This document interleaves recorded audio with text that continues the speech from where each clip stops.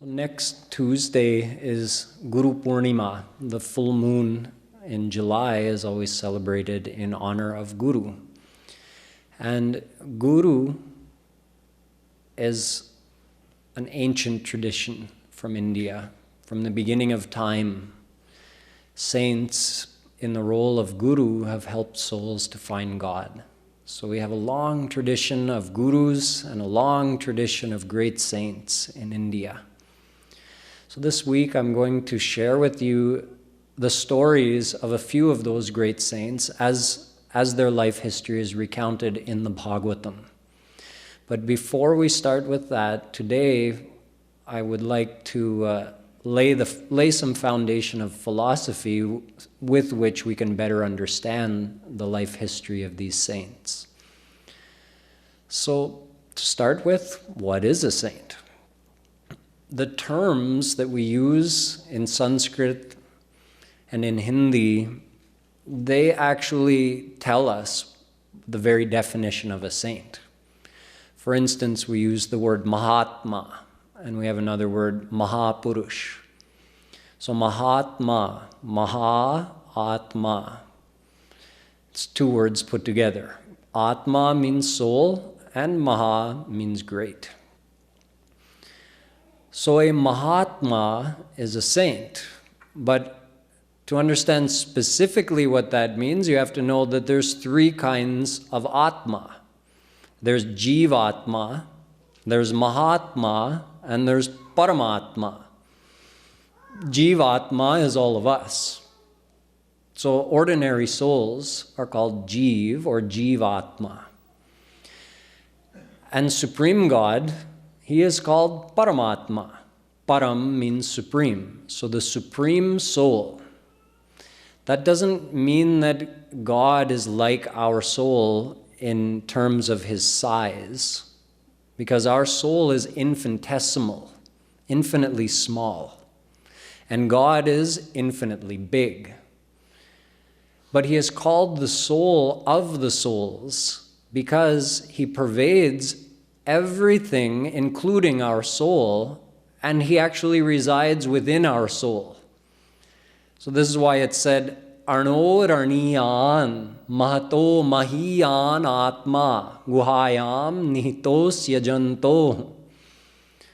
Kathopanishad says, describing God, that God is bigger than the biggest. Mahiyan Atma. He's bigger than whatever is the greatest, biggest thing you can imagine. God is bigger than that because He envelops everything. But Arno Raniyan, He is also smaller than the smallest. What's the smallest? Our soul. It's smaller than the smallest subparticle that scientists have yet discovered. Our soul is the smallest of the small, yet God resides within our soul, so it means He's even smaller than the smallest thing while simultaneously being bigger than the biggest thing.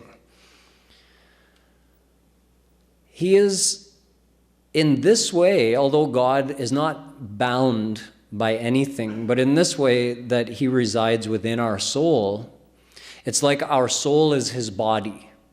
See, we have a physical body, and within our body is our soul. So the soul resides within the body and gives life to it.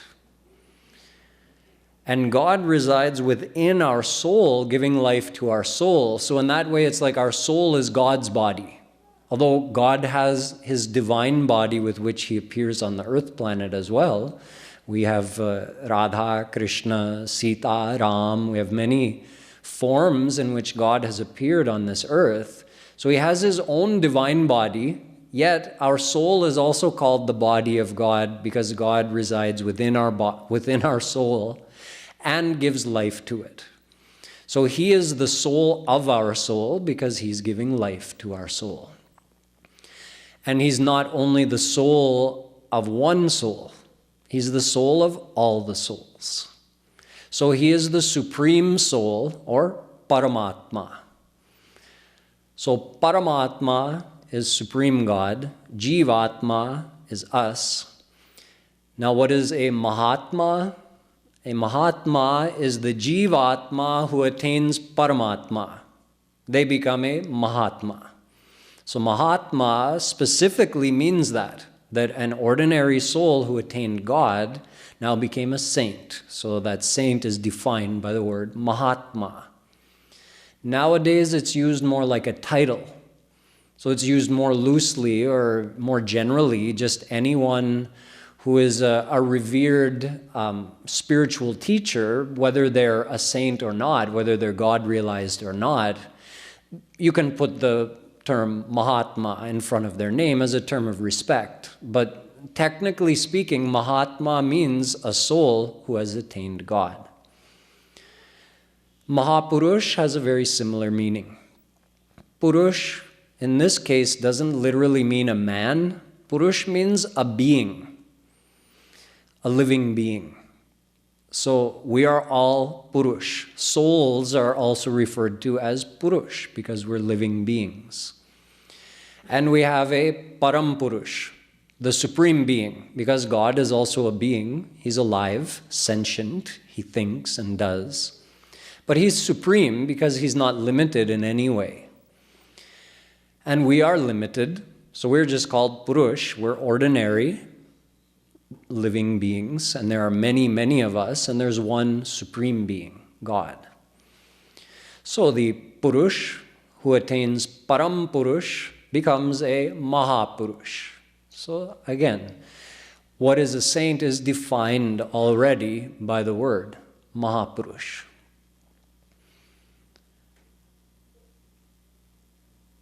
There's another term that is used for a saint, Mayatit. See, there's Mayadhin, Mayatit, and Mayadhish. Again, three terms using the word Maya. Maya being the cosmic power that's binding all of us. We're all under the bondage of Maya. Under means Adhin. So we are Mayadhin. We're under Maya. God is the Lord of Maya.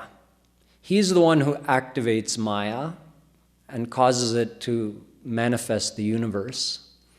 And he's the one who deactivates Maya and causes the dissolution of the universe. So he's in control of Maya. So he is called Mayadhish. Dhish means the ruler. Adhish. We are not Mayadhish, we are Mayadhin. But if we attain Mayadhish, Bhagwan, then instead of being Mayadhin, we become Mayatit. Atit means beyond. So see, by attaining Mayadhish Bhagwan, we don't become Mayadhish. No soul becomes the ruler of Maya. Jagad Vyapar Varjam. In the Brahma Sutra, Veda Vyasji says, even after attaining God, a soul is still a soul and he never receives the power or the responsibility of creating this universe. So he never becomes Mayadhish, but he does become Mayatit, beyond Maya. He's no longer bound by Maya. Just like if you have a jail and there are thousands of prisoners in that jail. And one prisoner is released. So he's released. He's now beyond the grasp of that jail. Who released him? The government, Sarkar. So who's Sarkar? God is Sarkar. What's the jail? Maya is the jail. And all the souls are under Maya. So they're the residents of that jail. They're the inmates. And those who are released from the jail, those who are released from Maya, by whom are they released? By Sarkar, by the government. So God releases a soul from Maya. Mayam tu prakritim vidyan mayinan tu maheshwaram. Shvetashvatra Upanishad says that Maya is God's power. So, Daivi Hyesha Gunamayi Mama Maya Durattate prapadyaya mameva ye prapadyante maya metam taranti te. Gita. Only by surrendering to God can a soul be released from Maya. So God does the releasing. Joi bandhe soi chhode. The one who's controlling Maya, he can release us. The one who is the ruler of the jail, he can release a soul, but that doesn't mean the jail ceases to exist. The jail is still there, and there are still other inmates. There are still other souls residing under the bondage of Maya. But any soul who surrenders to God goes beyond Maya and is free. So they become Maya-tit. It's another way to understand what a saint is. Now a question comes, why does a soul have to become a saint? Why does a soul have to attain God? Because there are some people who have heard that soul is God. So if soul is God, then why should a soul need to attain God? So let's look a little more deeply into this philosophy. I'm not going to spend the whole week talking very deep philosophy to you. Like I said, I'm going to be sharing the stories of the life of, in particular, three great saints, Dhruv, Bhakta Dhruv, Bhakta Prahlad, and Bhakta Sudama, as these great saints are described in the Bhagavatam. But to understand the philosophy of what a saint is, we need to understand a little bit more deeply into the philosophy of our Sanskrit scriptures. So what do they say about the status of a soul? Is a soul God? Is calling a soul God just like meaning like they're synonymous? You can say that's a soul, or you can say that's God. Is it really like that? In Vishnu Puran, God's powers are described. Vishnu Shakti Para Prokta Kshetragya Khyata Para Avidya Karma Sangyanya Tritiya Shakti Rishyate. Tritiya means three. Tritiya Shakti. Vishnu Puran is saying that God, although he has unlimited powers, three are main. Chaitanya Mahaprabhu ji says the same thing. Krishnera Ananta Shakti Tate Tin Pradhan. Chit Shakti, Maya Shakti, Jiva Shakti Nam. Antaranga, Bahiranga, Tatastha Kahi Jare. Antaranga Swarupa Shakti Savar Upare. He also says the same thing, that out of Sri Krishna's uncountable divine powers, three are main. He calls them Chit Shakti, Jiva Shakti, and Maya Shakti. Chit Shakti is also referred to as Para Shakti, the supreme power of God. Swarup Shakti, God's personal power. Yogamaya Shakti, the power through which God can do anything, make all the impossibles possible. It is also called his Antaranga Shakti, his internal potency, his internal personal power. So these are all different names for God's supreme power, which we'll call for now Swarup Shakti, his personal power, or Antaranga Shakti, his internal power. So that's one. A second power is Jiva Shakti. And a third power is Maya Shakti. So Maya I described already to you as a power of God. And this power is dependent on God. Maya is not an independently existing power. What that means is Maya cannot create the universe on its own. Maya is the energy of the universe. Everything we see around us is made of Maya. All the material existence is made of Maya. Even Swarg and Narak are made of Maya. But this power, Maya, cannot operate on its own. Let's say Maya is in that dormant phase we call pralay. During pralay, the whole universe is dissolved and nothing physically exists. The energy of the universe exists in a subtle, an absolutely subtle form. We call Mool Prakriti Maya. So in that form, does Maya have any way of activating itself to manifest the universe again? No. God has to activate Maya, and after having activated, he has to become omnipresent in the Mayic energy in order to uphold the existence of the universe and continue its functioning. God has to be there. So Maya is fully dependent on God. Maya is called God's Jada Shakti. Jada means not alive, not having a mind of its own, just a non-living energy which is powered by God. This is Maya. So Maya is called his Bahiranga Shakti. Bahiranga means external potency. Does it mean that Maya exists outside of God? No, that's impossible. Nothing can exist outside of God. God is everywhere. He permeates and envelops everything. So why is Maya called his external potency?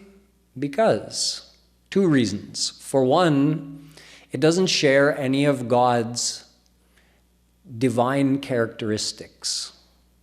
For one, God is Chit. He's alive. Maya is not alive. God is bliss. Maya is not the form of bliss. Maya is, well, we know what Maya is. It gives some pleasure, but pain as well. So we can't say that this Mayic world is the form of bliss. So you can say that the nature of Maya is opposite to God. Whereas God is divine, Maya is material. Whereas God is alive, Maya is jada. Whereas God is bliss, Maya is not.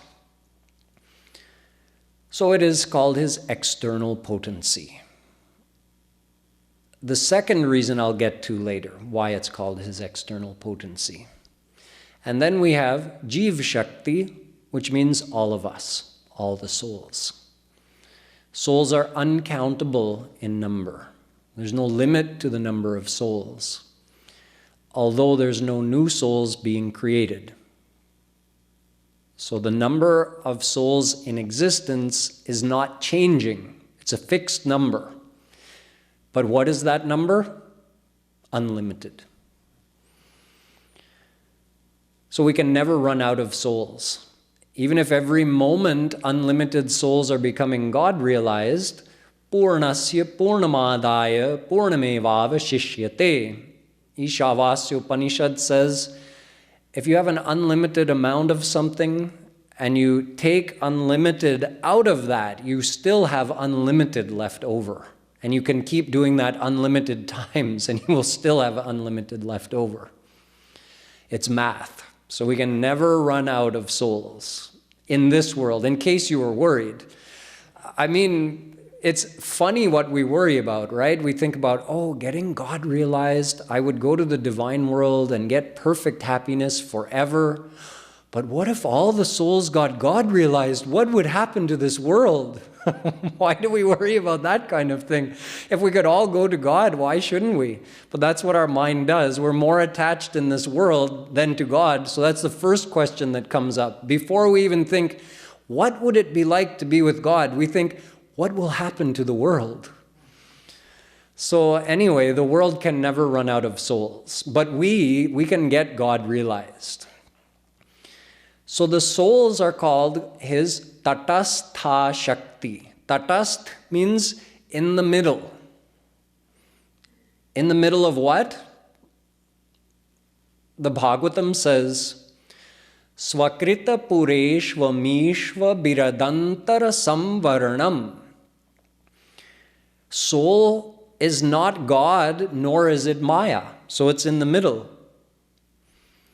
Jeev Goswami says in his Shat Shandarbh, he says, Tatasthatvenam ubhaya kotava praveshat. He says soul is called tatast because it doesn't belong on either side. Soul is not part of Swarup Shakti of God, nor is it part of Maya Shakti. If we were part of Maya Shakti, we would also have to be Jada, right? Lifeless, mindless, not living beings. So we're obviously not part of Maya. But if we were part of God, we would be all-knowing, all-blissful, all-powerful, omnipresent. We are none of those things. We're spot-existent, suffering, little knowing, with very little, almost non-existent power compared to God. So we can't be said to be part of his Swarup Shakti either. So we are tatast. Someone else may say, but our scriptures say that soul is ansh of God. Chinmatram Shri Hareransham Sukshmam Aksharam Avyayam Krishnadhinamiti Prahur Jivam Jnana Gunashrayam. Ved says, souls are ansh of God, a part of him. Mamaivansho jivaloke jiva bhuta sanatana. Gita. Krishna says the same thing. All the souls are eternally my ansh. So if we are God's ansh, it must mean we are God. Because if you have an ocean of salt water and you take a drop of that salt water, that drop would be an ansh of the ocean. Now analyze that drop of water and it will be exactly the same as the ocean in every way. It has all the same characteristics as the ocean. Wetness, saltiness, all the same characteristics. Not any less. So if we are ansh of God, whatever God has, we should have too. Not less or more. So again, we come back to the question, if souls are a part of God, then it means we are God. So then what is the need to attain God? The answer is there in our scriptures. Jeev Goswami says, Jiva Shakti Vishishtasyaiva Tava Jivonshah Natu Shuddhasya. Soul is ansh of Jiva Shakti, Natu Shuddhasya. Shuddhasya means that Swarup Shakti. We are not ansh of God's internal power. Nor are we ansh of his Maya Shakti, his external power. We're ansh of his Tatastha Shakti, his Jiva Shakti, soul power. So all of the souls in existence taken cumulatively equals Krishna's Jiva Shakti. We do not equal Krishna. We do not equal his Swarup Shakti. Okay, that's different. Krishna, God, and God's personal power, Swarup Shakti. We don't belong to that constitutionally speaking. Constitutionally means as far as what power we have. We belong to Jiva Shakti. Now God is giving life to all of those souls and we cannot exist without him. So we are his power, but we are his Tatastha Shakti. It's like you're not in the ocean, nor are you in the forest. You're on the bank, you're on the beach, in between. Kinare pe. You're just on the bank. So we don't belong to the forest, we don't belong in the ocean, because we're not part of Swarup Shakti, we're not part of Maya Shakti, we're just in between. We're souls. So we're ansh of, a part of Jiva Shakti. So now we know a little bit about what a soul is, which means what we all are. We are ansh of God's we are ansh of God's Jeev Shakti. So we're a part of His soul power. We're each an individually existing soul which belongs to His soul power. The next question comes, if we are part of His soul power, even if we're not a part of His Swarup Shakti, being a part of His soul power, why should we be under Maya? Why should we not be experiencing God? The answer here is given in the Bhagavatam. Bhayam dvitiya bhiniveshatah sya dishadapetasya viparyayo smriti. Viparyay, asmriti. Asmriti, we forgot. Who did we forget? Who did we forget? God. We forgot Him and we're turned towards Maya. That's the reason we're under Maya. God didn't put us under Maya. We are under Maya because we're turned away from God and towards Maya. Therefore, Maya has effect over our intellect. And due to this effect, we even forget who we are.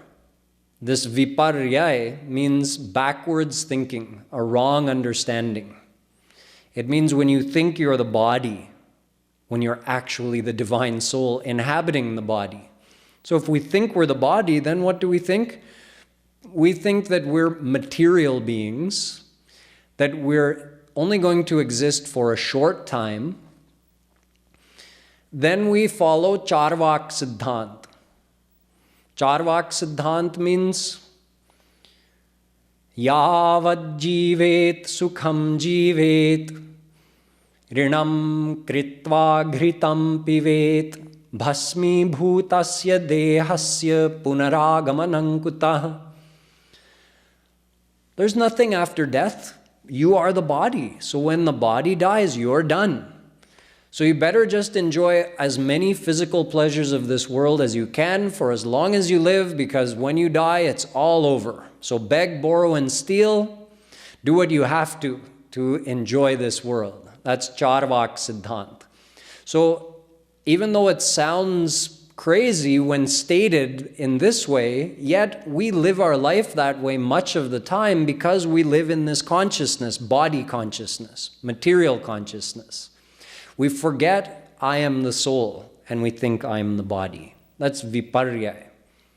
So if I think I'm the body, I think I'm a material being who's only going to last for a short time, then I'm going to try to satisfy my desire for happiness exclusively through enjoying the material world.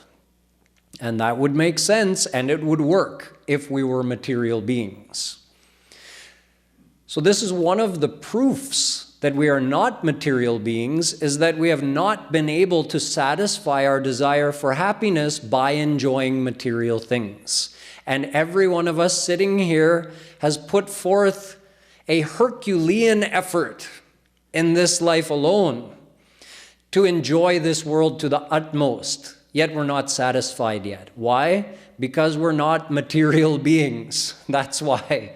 So it's proof that you are the divine soul. You are not this material body. But we've forgotten that, thus we're turned away from God. We're turned towards Maya. So Maya is deluding our intellect even further and offering us all the alluring pleasures of this world, which further multiplies our attachment. And all of that creates a web of bondage in our mind, like a downward spiral, you can say, of just desiring the world and enjoying and getting more attached, but not being satisfied. So trying to enjoy more and getting more attached and getting more and more tunnel vision towards just enjoying the world. So this is called attachment, or it's called moha, being completely deluded by the Mayic energy. But if we remember we're the soul and we turn towards God, which happens automatically if you think you're the soul. You realize, well, how can the material world satisfy my soul? Oh, God is divine. He can satisfy my soul. So divine happiness could satisfy me forever. So God did not put us under bondage. We are eternally under the bondage of Maya. Even though we belong to Jiv Shakti, we're a power of God, yet because we're ansh, we're infinitesimal. So even though we're a spark of divinity, but just like, you see, let's say we have something metal, like the knob on this harmonium. There's a little bit of sparkle in that, but not like the sun. You see, the sun can never be overcome by darkness. There's a little ansh of the sun in this metal. It's reflecting some light. There's an ansh of light in there, an ansh of the sun. But it's not powerful enough to overcome darkness. If there's no sun and there's no other light, the darkness will overcome the shine in this metal. Something like that, our soul, although we're ansh of God, just like a spark of the sun, yet the ansh on its own is not enough to overcome the darkness. So that's why the darkness, being Maya, has overcome us, because we've forgotten God. Krishna bhuli se jeev anadi bahirmukh ataev Maya tare deya sansar dukh. Because we have eternally forgotten about God and we're bahirmukh, we're turned away from Him. Therefore, Maya has given us suffering after suffering in all of our lifetimes, only because we're turned away from God. So since we're only an ansh, if we're turned away from God, Maya, the darkness, envelops us. But vilajjamanaya yasya sthatumi chapathe muya bhagavatam. Darkness cannot stand in front of the sun. Jaha surya taha nahi mayara adhikar. Chaitanya Mahaprabhu ji says, where there's the sun, where there's God, darkness cannot be. So Maya cannot exist where God is. It means if a soul turns to God, Maya is banished instantly. That's the only way to get rid of Maya.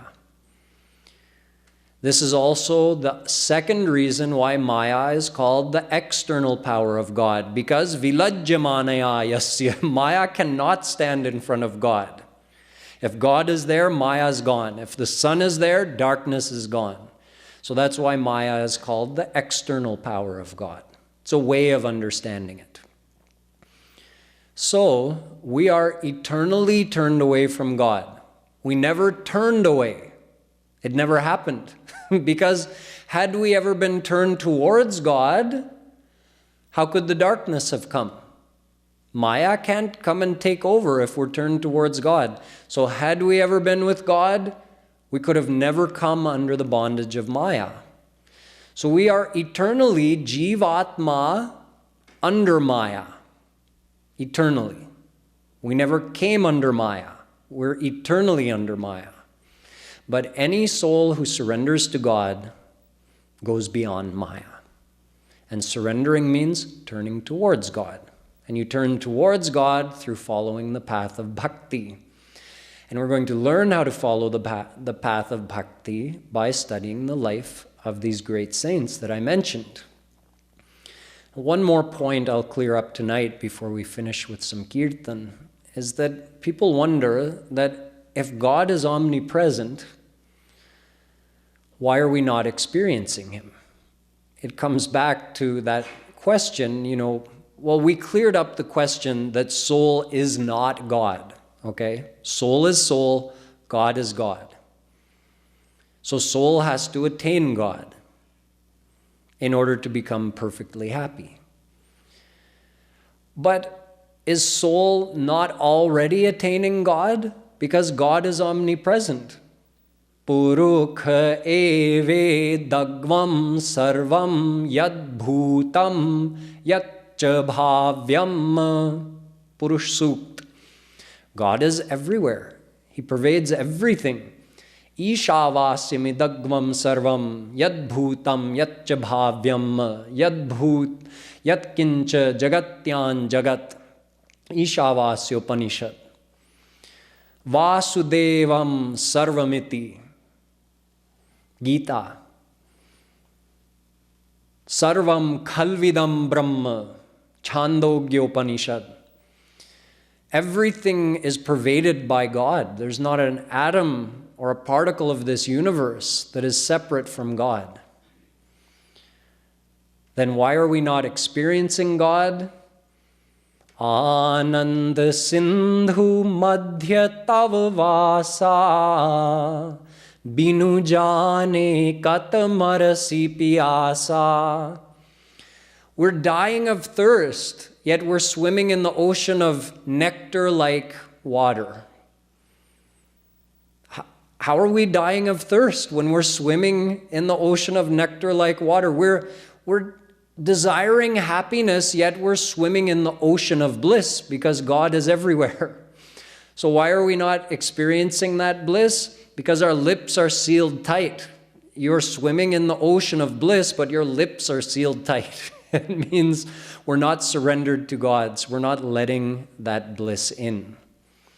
Or another way to understand would be with an analogy, like if you stuff a lump of salt in the cheek of a tiny little ant, and then you have a big mound of sugar, and you put that little ant on that mound of sugar, and let the ant walk around on that mound all day. And when she gets back at the end of the day and talks to her companions who are also wandering around and eating the sugar on that mound, and they talk about their day, the others are all talking about how they spent the whole day on that mound of sugar and how sweet it was.